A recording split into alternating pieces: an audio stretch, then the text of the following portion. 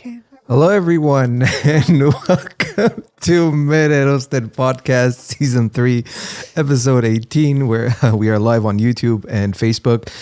It's Thursday, March 9th, 2023. I'm your host, Vic Khosrovanush, and as always, I'm joined by my co-host, Mr. Mike Balyan, where we discuss our great Armenian history, covering different eras, topics, and people. Please hit that like button, share, subscribe if you haven't subscribed already, and tell all your friends and family members. And I apologize for that member-only moment. I had hit the wrong button, so people couldn't be in the chat, but you're free to chat with us now. Our special correspondent, Miss Elena Semerdjian, is back in the studio with her crown. And today's topic is going to be Queen Khosrovanush, the wife of Ashot, King Ashot III, the Merciful. The Merciful. We have some interesting content to cover and talk about, and you brought some great information. I think this is great. So, yeah. How are you, by the way? Doing wonderfully. Okay. A little bit closer to the mic. She's trying not to move too much because the crown might fall. Oh, is that what it is? Okay. All right. Again, I want to thank everyone joining us live. Please, actually, I want to do roll call. If can you guys type where you're from, where you're joining us? Just put your city or state or country. If you're, we want to know where everybody is joining us when we're live. And those of you who will be listening later on the podcast platform, send us a message. Let us know where you're listening. We are. I mean, the stats I was looking at, we're in 73 countries. And we want to know where, who these people are from, like really random countries where you're just like, wow, this is amazing. So there we go. We got Pasadena. The Republic of Texas. Yeah, Republic of Texas. There we go. Granada Hills. Diane, that's my beautiful wife right there. Who else? Come on, guys. Don't be shy. Type it. Let us know where you're from. Okay. We want to know. We're growing this community. We're growing the movement. So winner chicken dinner so far. But before we start talking about this great queen, a few announcements. As you guys see, the ticker is going in the bottom. We want to talk about this, the MerTalk event that we are doing on Thursday, March 30th, exploring the Cradle of Civilization with Dr. Georg Nazarian. This is going to be an amazing event. It's going to be a cultural event. We have a social hour starting at 7. Oh, we got Palm Springs. There you go. Blairsville, Georgia. Yeah, Emily. Yeah. Hello to everybody. And so we're going to be, we want everybody to come. So if you guys haven't bought your tickets, please do so. The QR code is on the top of the screen. Scan that, purchase your ticket, use the promo code TAMART, and you will get a half off if it's 2 tickets or more. We're going to have drinks being served. We're going to have a live pianist playing beautiful Armenian music. We got some Armenian coffee that's going to be served, great finger foods. And we're working on at the same time trying to get an art show going. Actually, let me bring this. Should be like an Armenian fair, man. Yeah. Like a mini Armenian fair. I hope one day I could do that. I know. Yeah. Maybe it's leading up to something like that, huh? So you guys see this on the screen, and let's see here. So it's going to be at the AGBU Manukyan, basically Performing Arts Center. And again, this is going to start at 8 p.m., but social hour starts at 7. This is the QR code for you guys to scan for the tickets. You can just take a snapshot of your screen and go to it later if you like. And then I want to thank our sponsors who have joined this event. Thank you, everybody.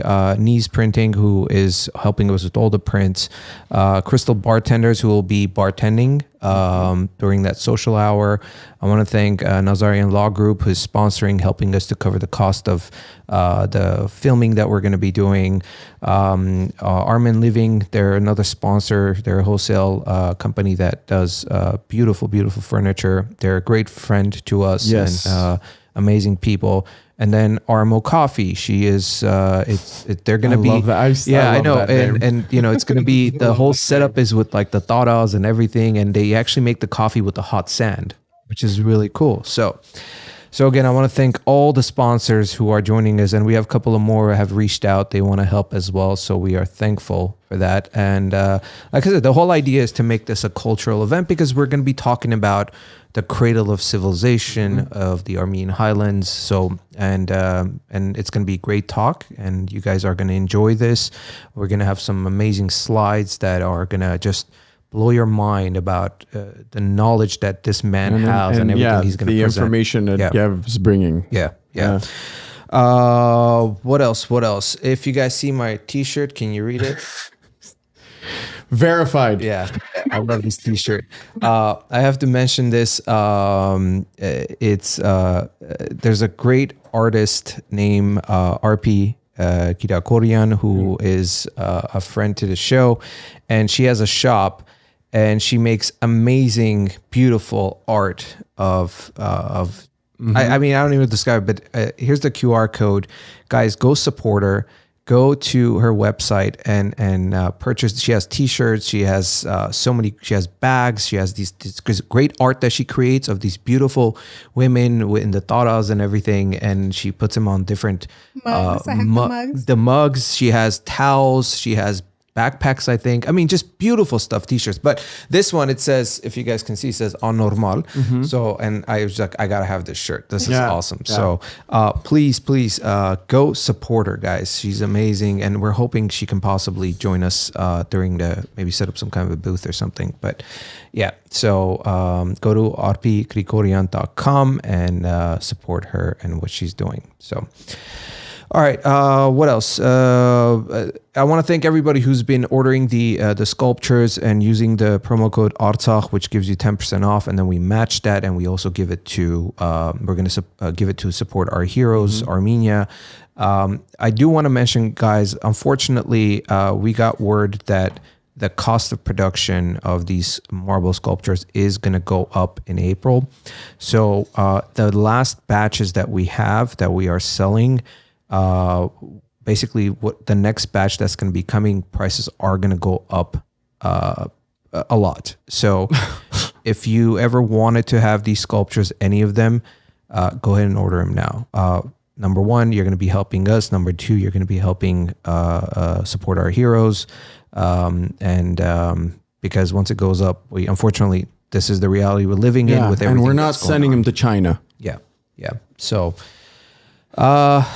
I think that's it as far as... one more. Okay, I just want to give everybody an update. I know people have asked us about the animation series that we're doing, which is called Forgotten Thrones, Unveiling the Secrets of the Timeless Land.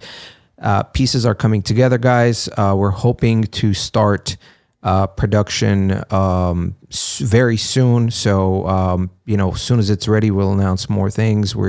It kind of almost took off by its own. And new things are happening. So we want to make this a high quality production series. So as soon as we have more information, we'll let you know. But things are moving. There are moving pieces being added every day. And we are excited. This is going to be awesome. It's been a dream since we started this to do something like this. So we'll keep you guys posted. All right, we got La Crescena in the house. What else? Hello, everyone from Mer Hersoner. Thank you, Demil. Thank you. Again, I don't know where Demil is from. Demil, where are you from? I know you're here. He always listens, so it's worth saying hello to him too. To all of them. Hi to everybody. Yeah. So, does it Demil? Demil? Demil? I don't know how to pronounce it. Okay. All right. So he's usually the first one to say hi to everybody.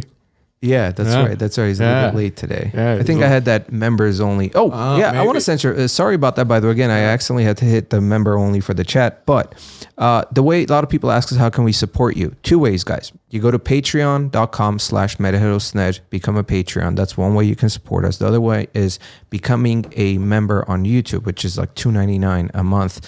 Again, all this support you guys are giving us, we're using these funds to do these other projects that we have dreamt of, and it's helping us with the production cost and everything. So that's how you can help us out.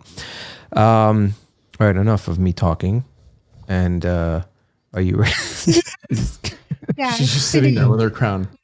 Exploring another great Armenian queen. Me? No, I'm just kidding. No. That's next month. So this month, going to be uncovering the life and legacy of Queen Khosrovanush, wife of King Ashot III the Merciful, and the mother of 2 Armenian kings. Yes, yes. A lot of people don't know about her. It's funny. We were at an event yesterday, and people are asking, "So, what's your next episode?" Next we're like, topic. "Next topic." We're like, "Queen Khosrovanush." They're like, "What? Who's that?" Who's that? So, people, and that's the sad thing that most people don't even know who King Ashot III is.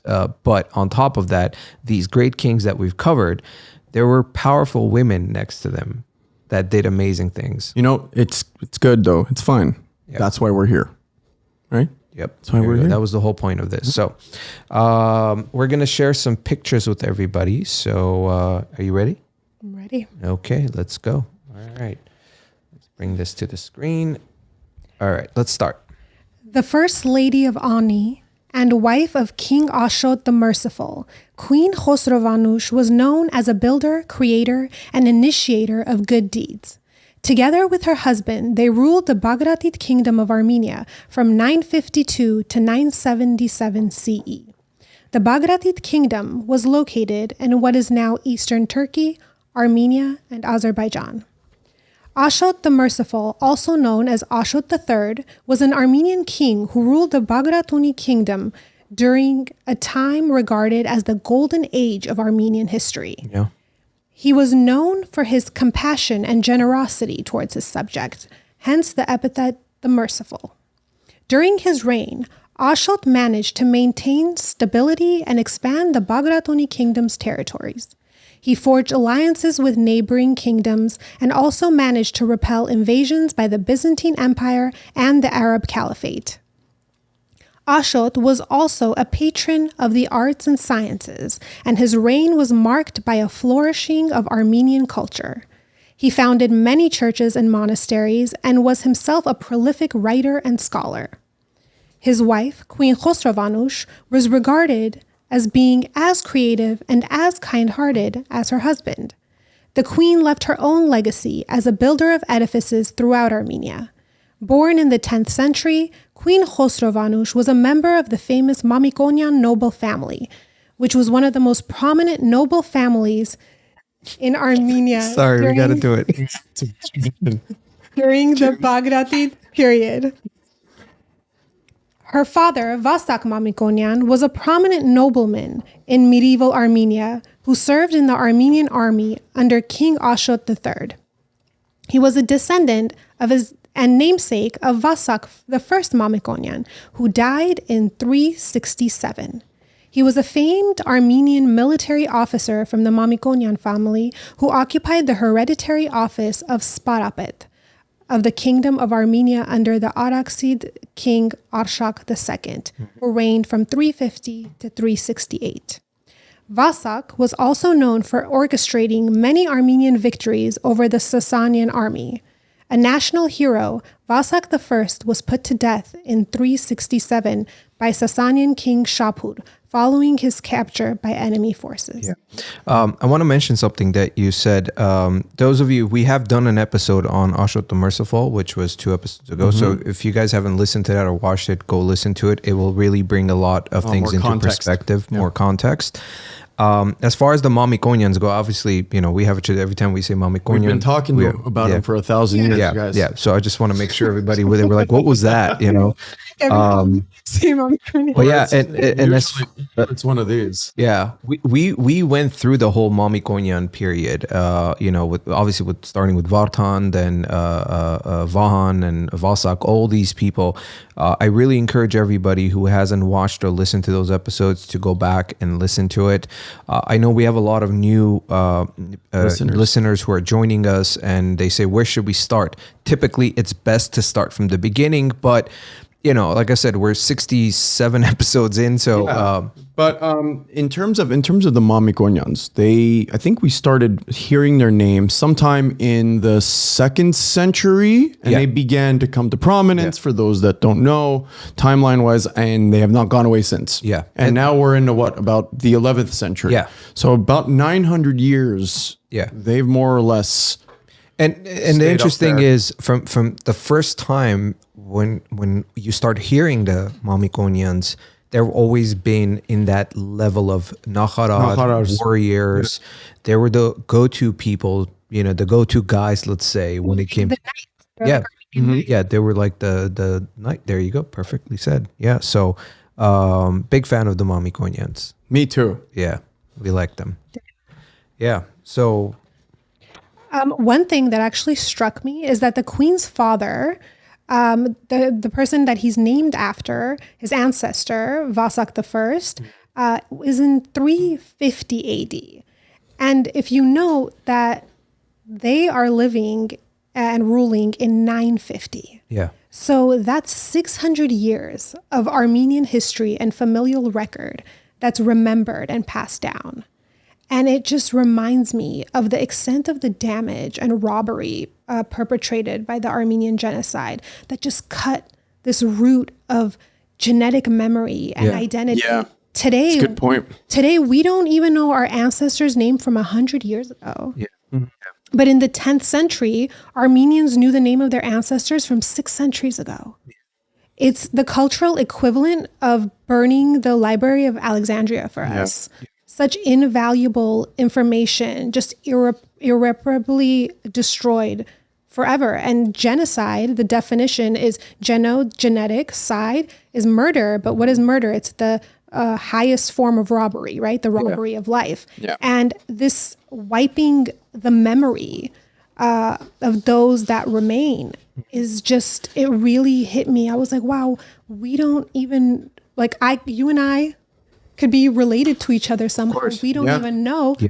Very possible. But in Armenian ancient tradition, there was this thing called 7 belly buttons, yotaport. Yeah. Yeah. So whenever you would go and ask for a girl's hand in marriage, they would check you 7 belly buttons, which means 7 generations, to make sure you didn't have any, issues that would be passed down. And it was something that, imagine, they knew 7 generations.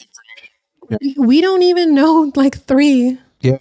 It's that was the point, right? That's what it was, to erase. If you erased our race, then there's nothing left. But we survived. And it wasn't just that. They yesterday at the event, Mayor already mentioned something that really stuck with me about the women during the march. That, whenever there was a time where they could sit down, break with their kids, they would actually write Armenian letters in the sand to make sure that their kids that's right. kept the education, that they wouldn't forget, what they would draw things for them to remember, because they didn't know if the parents were going to survive. So at least if the kids survived, they could take something with them. So that's another form of, we talk about educide, right? Which is the eraser of history and education.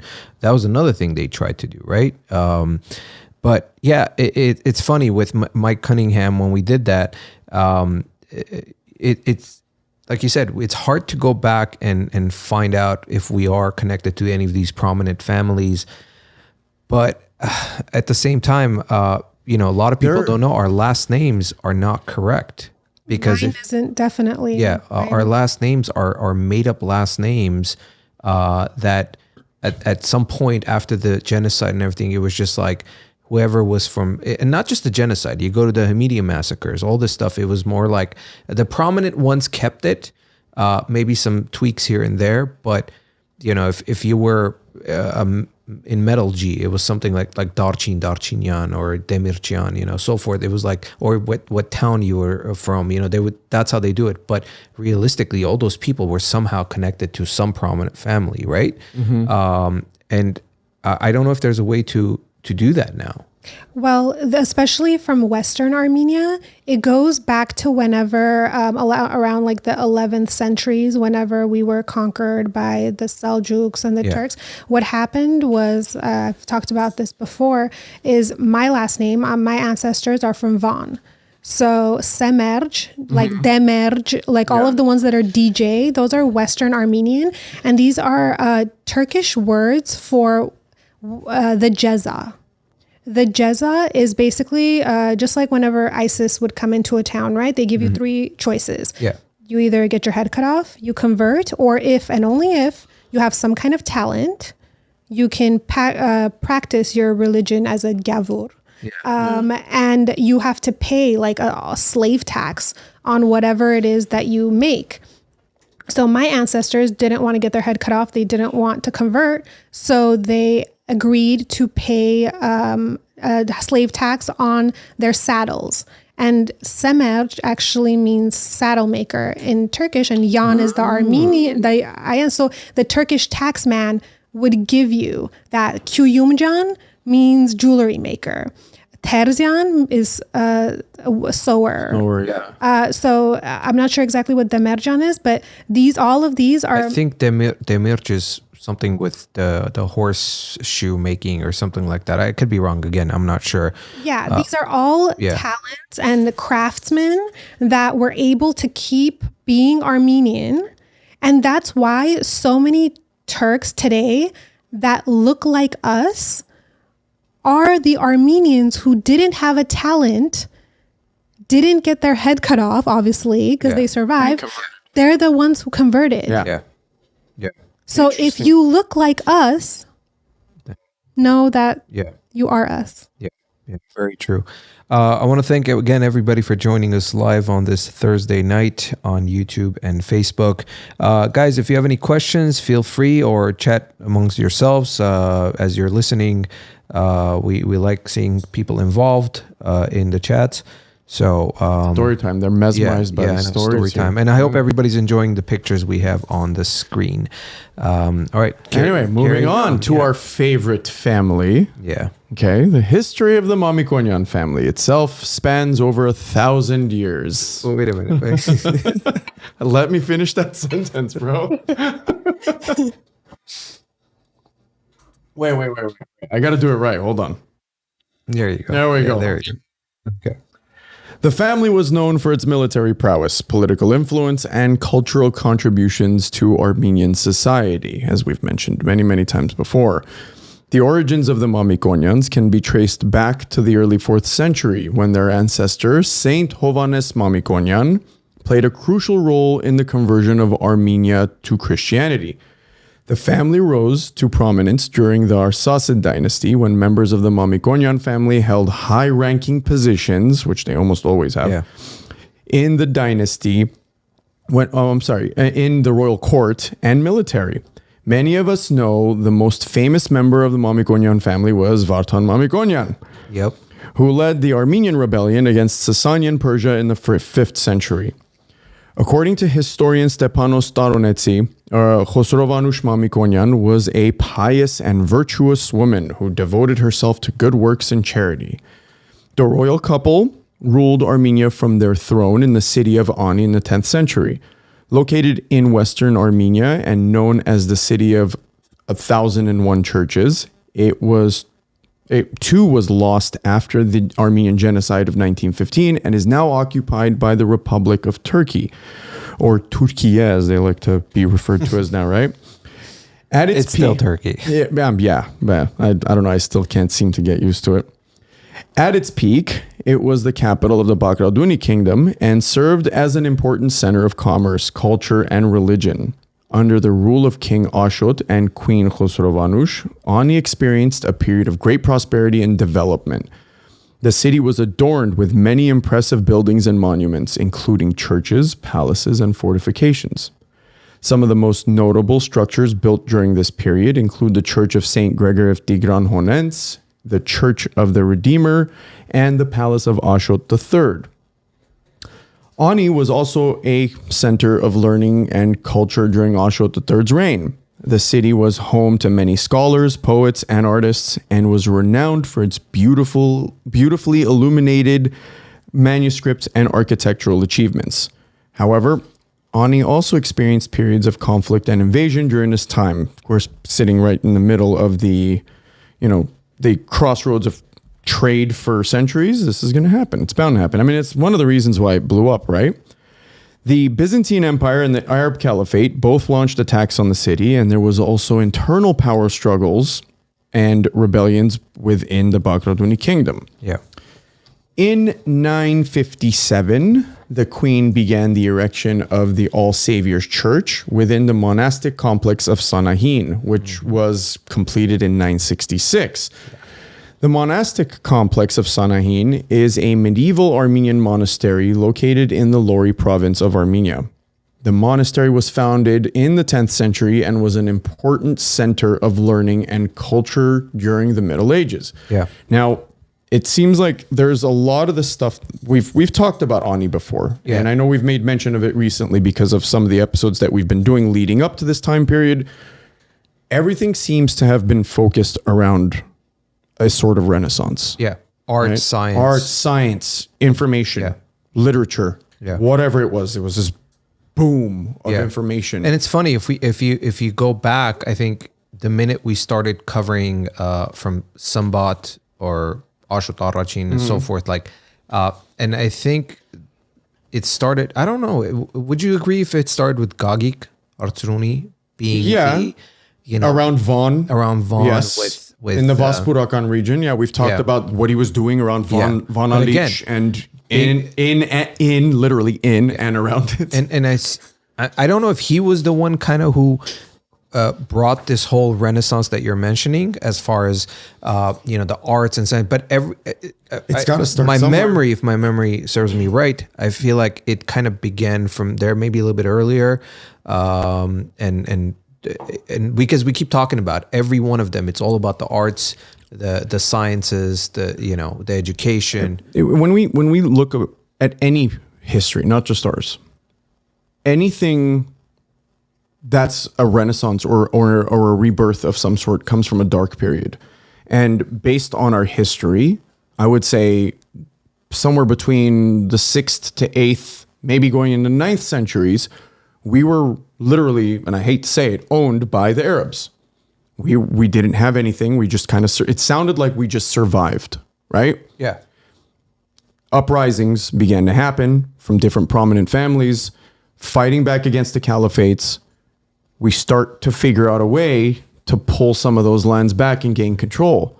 Now, all of a sudden, you've got the education and literary findings or refindings or rebirth start to happen and blossom once you start gaining control. So, as the saying goes, it's darkest before dawn. Of course. So for 3 centuries, more or less, we were under foreign power control. Yeah.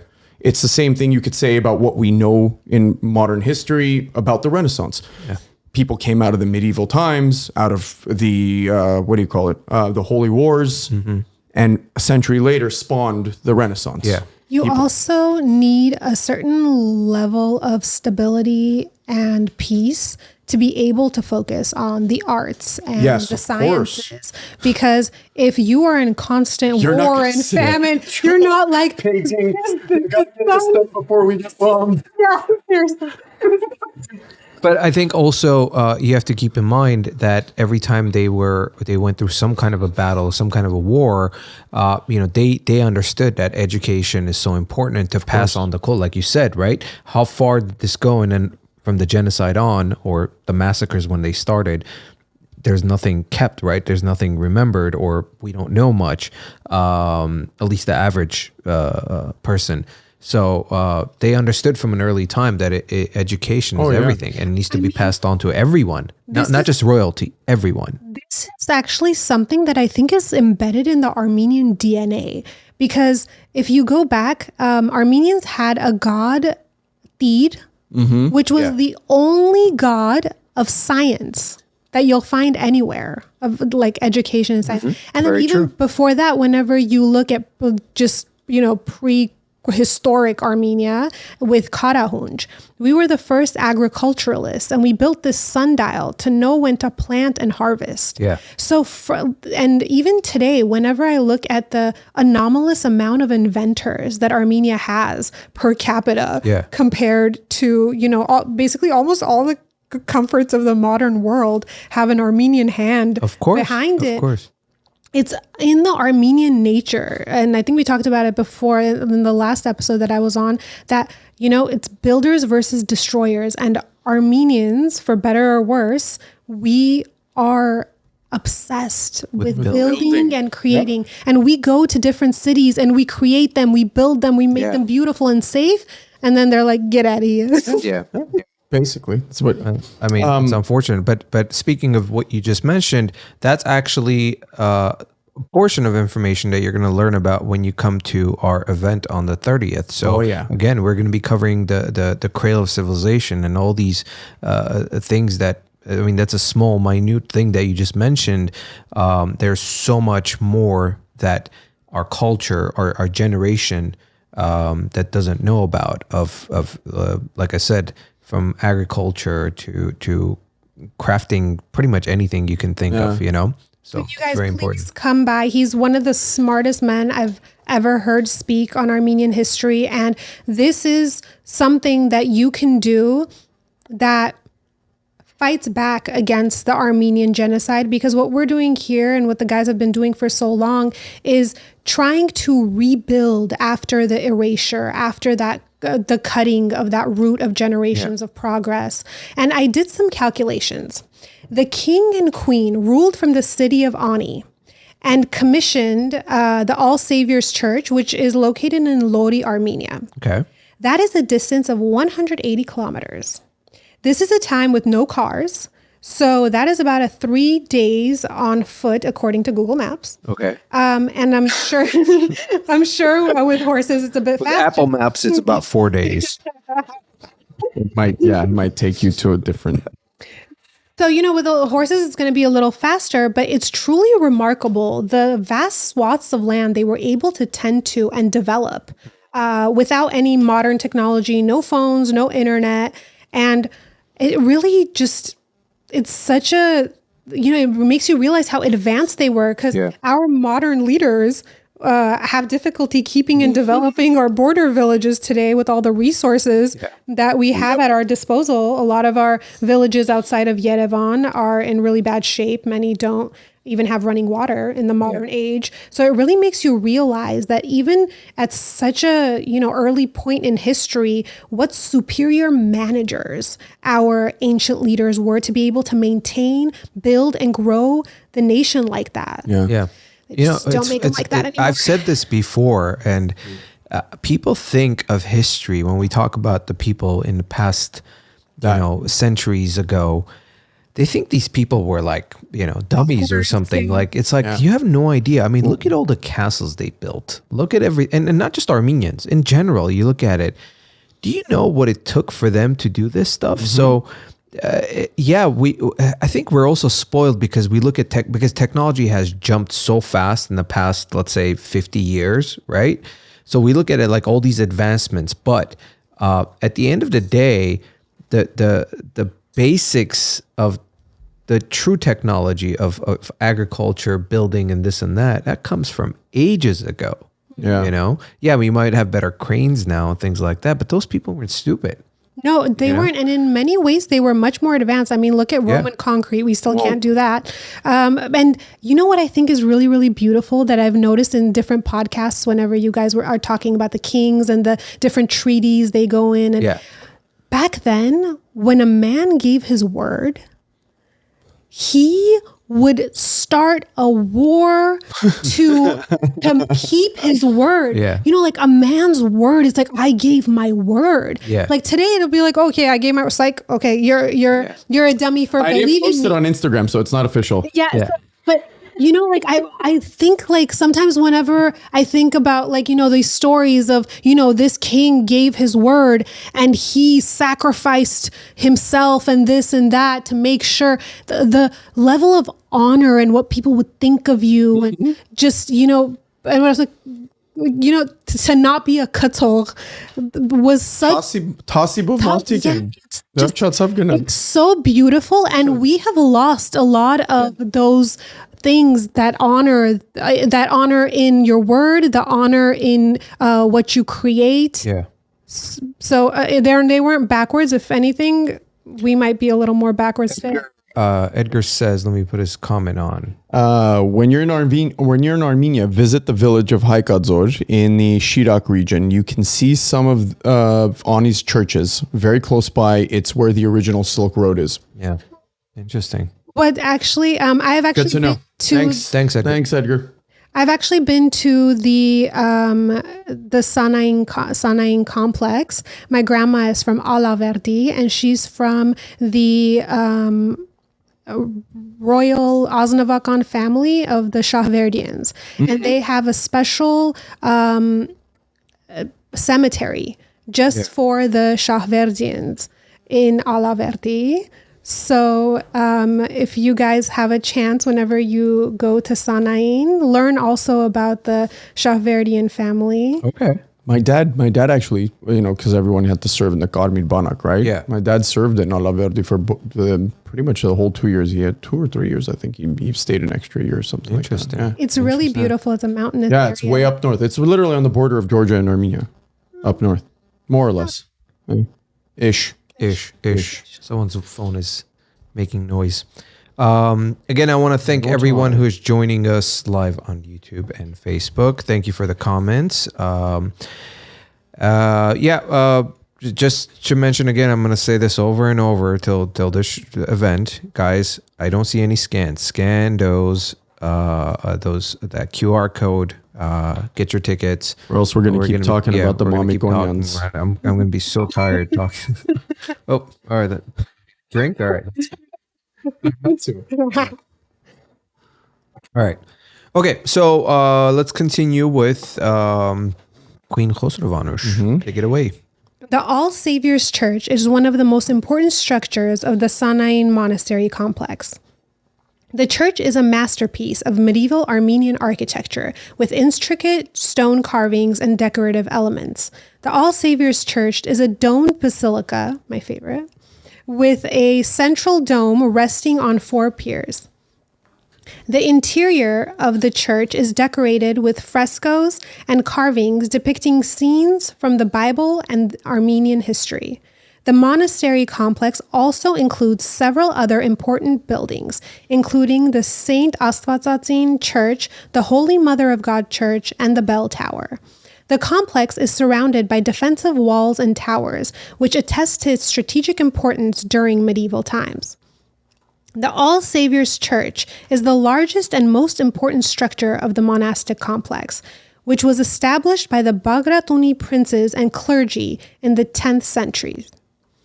Chronicles known as Koutuk, which recorded the activities and events of the monastery, are now kept in Yerevan's Matenadaran under MS number 3032. So if you guys are interested, you can go there. Recorded in 972, 6 years after the establishment of the All Saviors Church, a recorded account states, I, the unworthy scribe Simeon. Oh, don't be so hard on yourself, Simeon.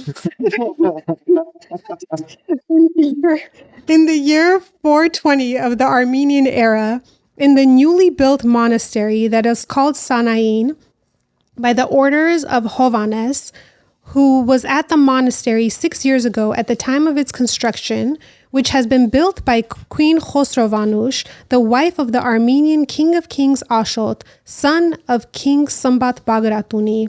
When you read these words, remember to pray for your King of Kings Ashot and for his pious and godly queen, who built this holy order, and also pray for her brave and excellent sons, King Sambat and his brother Gagik and Gurgen. Beautiful.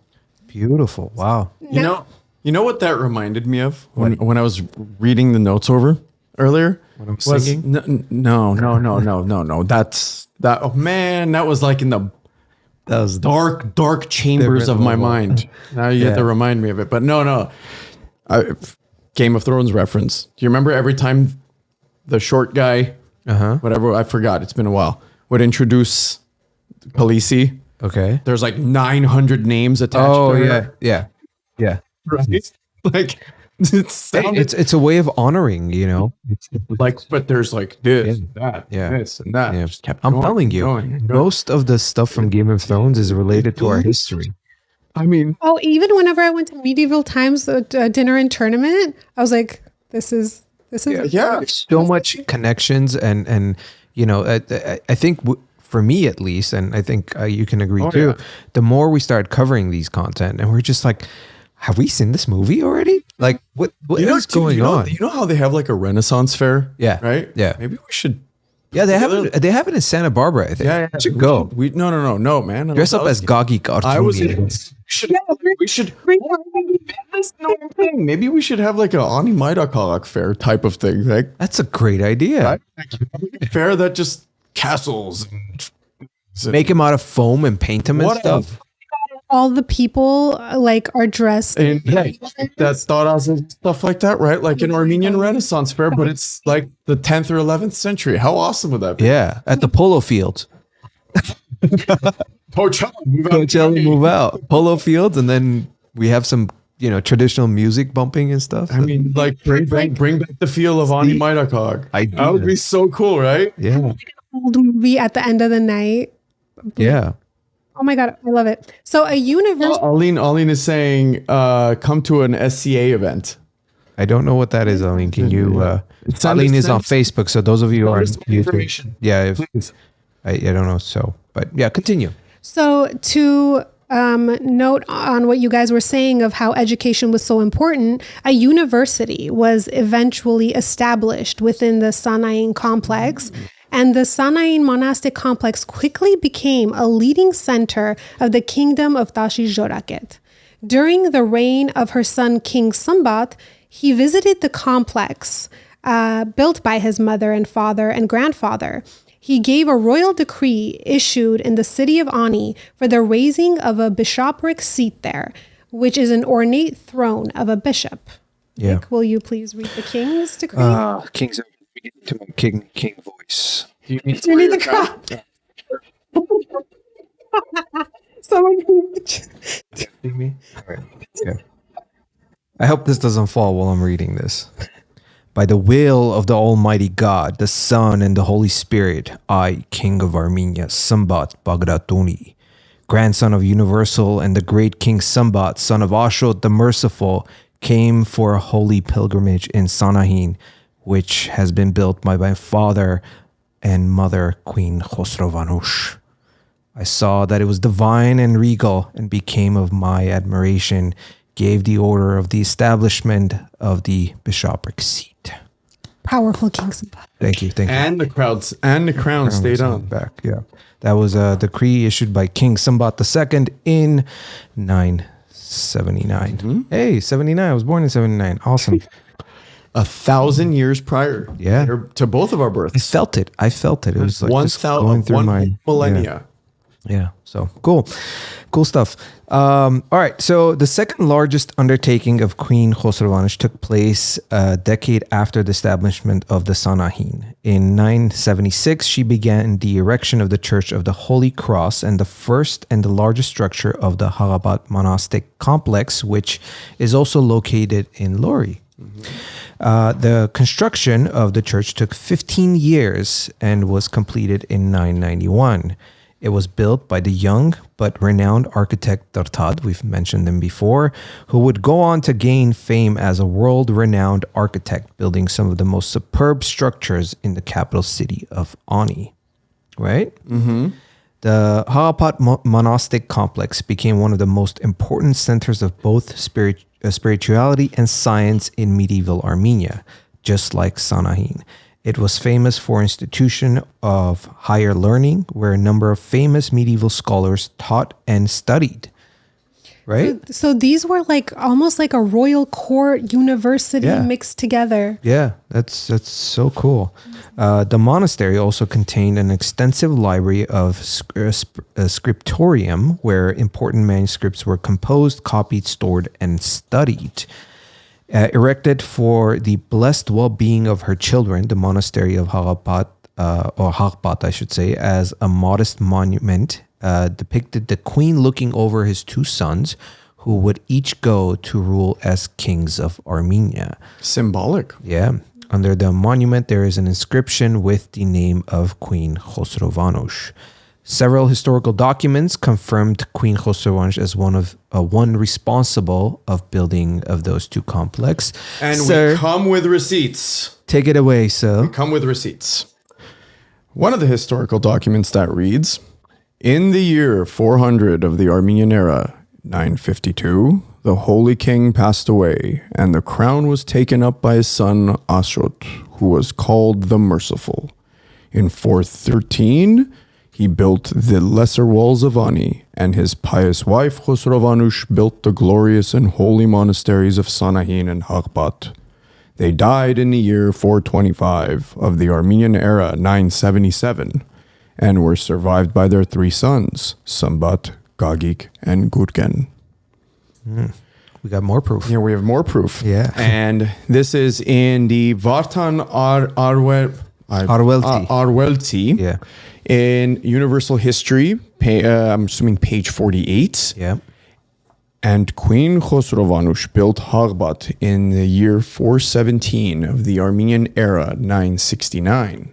Just for the audience to understand, these are all kind of like references to from different historians and proofs that they wrote down that this actually happened. It wasn't made up, In the Mkhitar Anetsi in Universal History, I guess chapter 2 or whatnot.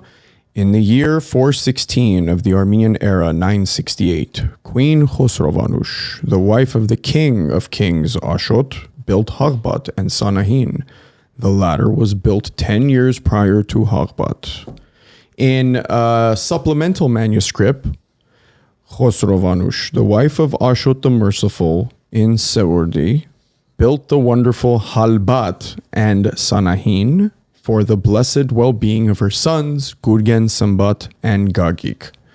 In the Samuel Anetsi Universal Chronicle, in 1996, both monastic complexes were included in the list of the UNESCO World Heritage. Yeah, very site. important. Very important. While constructing the Haghbat Monastery, Queen Khosrovanush also initiated the renovation of the monastery of Lake Sevan. Wow, which is even further from Ani. Oh, yeah. 2 inscriptions made by the Queen have survived. Yeah. Those inscriptions are...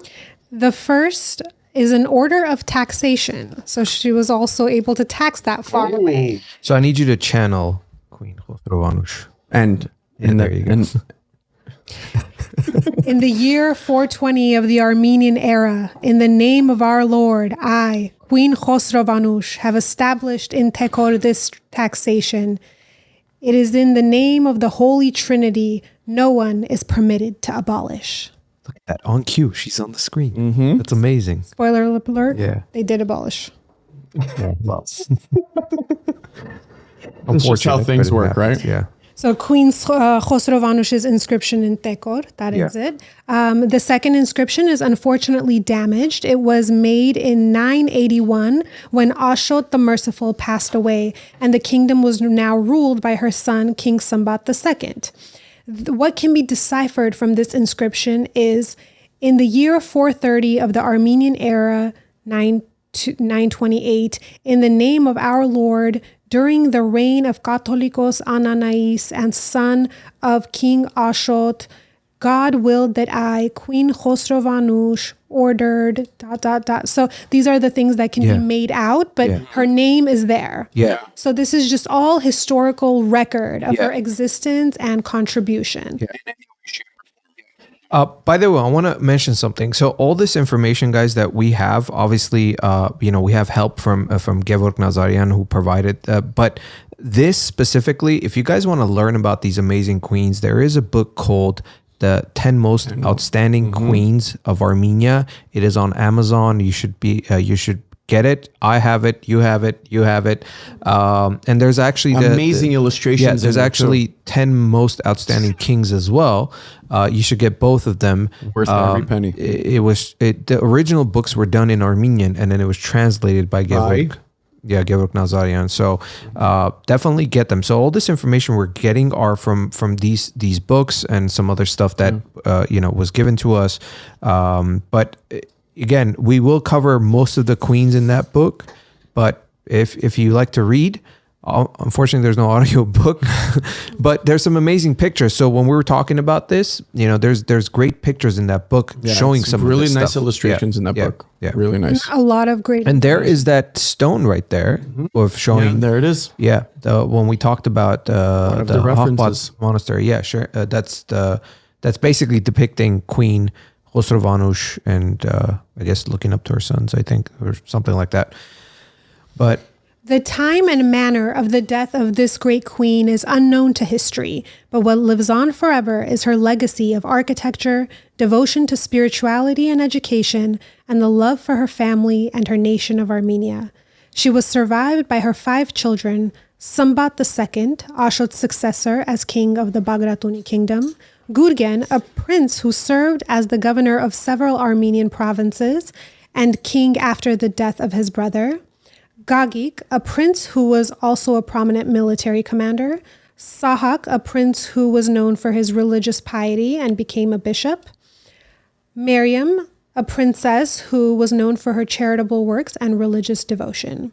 2 of her sons would go on to rule as kings of Armenia after their father's death. so she obviously, her offsprings all were doing something great when it came to the kingdom and them being great people themselves. Thankfully. And, she was such a great example to them, right? You see that Sambat goes and sees what she's built and mentions. So he revered, and not only his father, a great king of kings, but also mentions that his mother built this. Yeah. So she was obviously, by how her children turned out, in their, perhaps not later what we talk about, but in, what they did for the kingdom, she was a great mother. And you can tell,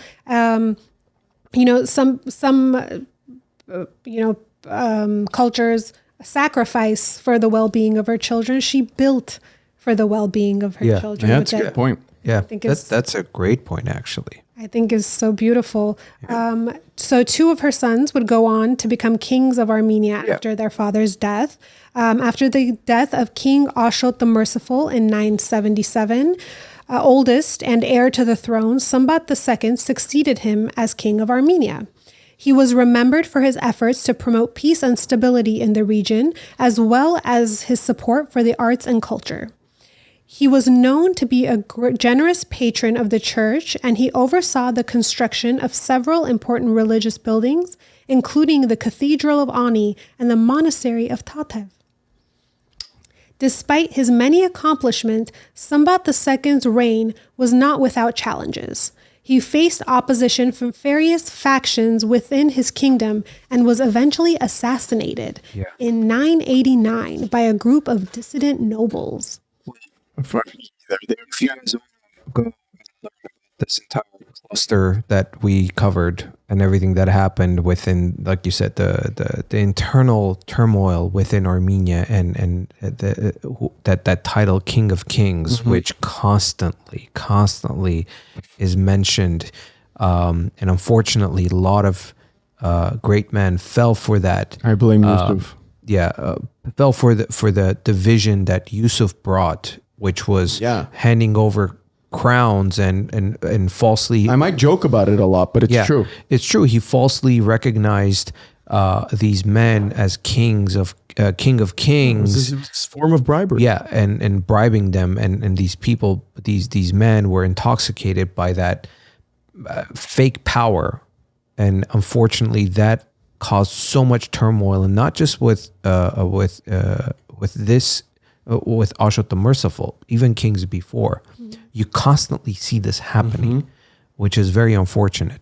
With an outside influence, bigger power. Yeah, and that was again, our history was surrounded by this. And again, what's happening today? Outside influence. It's like, like I said, history repeats itself. So learn your history so you can make the right decisions. And if more people are armed with that kind of knowledge, maybe we can all make a difference moving forward. Yes.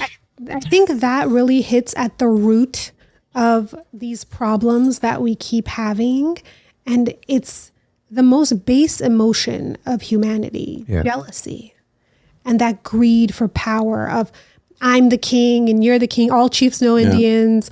So whenever you see that someone is a great and, you should let them lead. Yeah. Not try to be the best by process of elimination, which is where this story turns from history to true crime a little bit. So we're going to get into that in a hot second now. Yeah. After the assassination of Sambat II Bagratuni in 989, his brother, Gagik I Bagratuni, succeeded him as king of Armenia. Gagik I ruled from 989 to 920 and is remembered as one of the most influential monarchs of the Bagratuni dynasty. Now, there is no clear evidence to suggest. Wait. I thought you brought video of the incident. Okay, she shows it. She's going to get in trouble. There with a candle. You told me you had video you were going to bring to the show of the incident. Shit. She's carved it in tablet. Yeah. It's there. It really is. Moving tablet. Now look, there is no clear evidence to suggest that Gagi Karachin Bagratuni was directly involved in the assassination of his brother, Sambat II Bagratuni.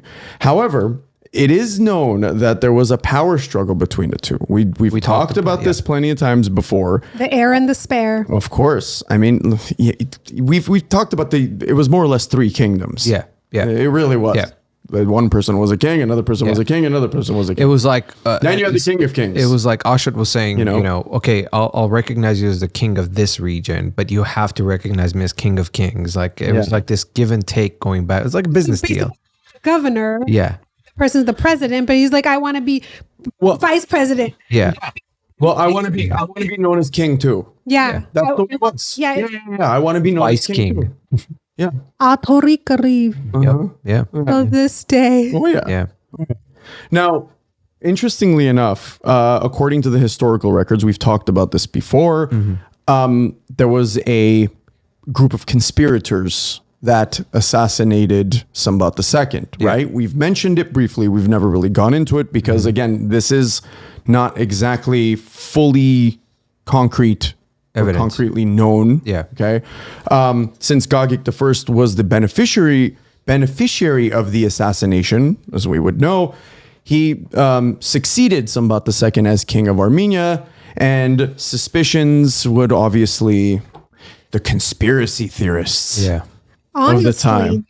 While I was researching and I saw that his brother took the throne after the king's assassination, my red flags immediately went up. Even before I found evidence of their rivalry between the two brothers over the kingdom. In most crimes, they always say follow the money. Yeah. And since money is power, in cases like this, follow the power. I'm not saying he did it. But whoever you're saying he did it. But I'm just saying, whoever has the most to gain from someone's untimely death is usually the primary suspect. Yeah, very true. Very true. But, you're talking about brothers. Like, I don't know how you live with that guilt. You must be some cold SOB to do something like that for that power. Absolute power. It's absolutely. Do you care at that point? Like when you get to that, it's your brother. Dude, listen, man, let's think about even recent history though. Like think about all the treachery that's happened within families, within kingdoms, within monarchies and whatnot. Think about you live a normal life. Let's just use that word, even though you're wearing a non-normal t-shirt. These people who have that much power and money, do they really, really care about what gets in their way? No, they are absolute psychopaths. They are absolute ego to another level of unexplained heights. And you're a psychopath. I can't say it enough. Queen Cleopatra of Egypt wrapped herself, as legend has it, in a rug and seduced Caesar. For what reason? To kill her brother and regain her throne in Egypt. Yes. So this is something that really power supersedes everything. It's all the time, unfortunately. Yeah. And at that point, you go blind to everything else. You don't care. You really don't care. We've seen it all throughout history. We've even seen it in modern times, and I won't get into that. But It's a coincidence that, all evidence points to that perhaps was the, cause of Sambat's assassination, that I think it shows a lot that after this, the Bagratuni kingdom and family goes into a decline and completely sees its end, because things like this. It's a moment of... Yeah. And I'm going to read about that a little bit right now. Edgar, we got your pictures. Thank you for sending it. Unfortunately, I can't share that on the screen. Maybe next time. But I want to thank everybody who's joining us again live on YouTube and Facebook. We're talking about the life of Queen Khosrovanush and everything she did. During a wonderful time in Armenian history. And her family. And we're almost to the end. So during his reign, Gagik I faced numerous challenges. This is once he, became king, I guess, including invasions by Byzantine and Islamic forces, as well as the internal dissent and political instability. Nevertheless, he was able to maintain the independence of the Armenian kingdom and even expanded its territory through the series of successful military campaigns. So, I think that's been mostly the case with this time period with the Bagratunis. Was they kept getting attacked by the Byzantines, and then you had the Arab, the caliphates, and this and that. It was always something from the south, but always. They were able to battle through it, and sometimes they made deals. Sometimes they had to give up some lands, and then sometimes they went back and got it back. So there was this constant back and forth, but they were always fighting for their freedom and their land. Now, after Gagik's death in 1020, which were already in the 11th century, and we're going to talk about this. We have more episodes coming up specifically about these people. This is just to kind of give you guys a small info. His son Hovhannes Sambat succeeded him as king of Armenia. However, Hovhannes Sambat's reign was short-lived, and he was overthrown by a Byzantine invasion in 1045. Short-lived, 15 years, or no, 25 years. That's not bad, Yeah. But 25 years. considering some of the other ones who have some of the other ones, it's more mediocre. I wouldn't call it short. Yeah. Short, but it's not short, but it's final. Yeah. So and, the Bagratuni dynasty continued to play an important role in Armenian history for several centuries, but it never again achieved the level of power and influence that it had during the reign of Queen Khosrovanush and Ashot III and their Merciful and their two sons. So that's where you see pretty much that dynasty taking a backseat.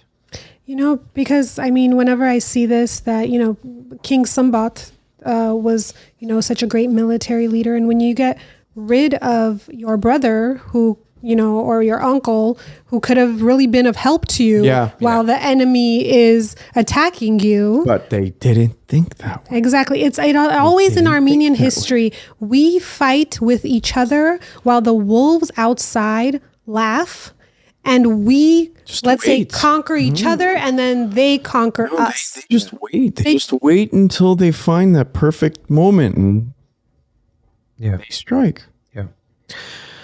Well, let that be a lesson. Yes, guys. Yeah. That was pretty much it as far as the this. And unfortunately, guys, there isn't too much information about these great women, and we tried as much as possible to be able to do this. So whatever information was there, we try to cover it. We wish it was more. We could get more into detail, but this is all we have. So hopefully you enjoyed this history lesson about Queen Khosrovanush. And we'll have another great queen to talk about next time. Yeah, put that on. There you go. There you go. What else? We have, I want to mention next week, Georg Nazarian will be with He'll us be back again, and we will be talking about the Armenian question. This is important. Last week we talked about the First Republic of Armenia, and I always hear the Armenian question, And that but was- like, what is the question? that Like, was- should we get rid of us? that's Yeah. part of it. But it was dates back before the genocide, and even about the 1840s or 1850s, where Yeah. it was initially discussed, and then it moves forward into the genocide, maybe even post-genocide. Yeah, We'll learn more about that. So we're going to be covering that with Georg Nazarian next week live again on YouTube and Facebook. I feel like I'm forgetting something. What am I forgetting? Come to our event. Oh, there you go. Yeah. Good job. Guys, again, you see the QR code. What is he saying? I want to send a super chat, but I can't. Not sure why you can't. It is turned on, but you don't have to, man. I appreciate it. Thank you, Pedro. We appreciate everybody being here live with us and chatting with us.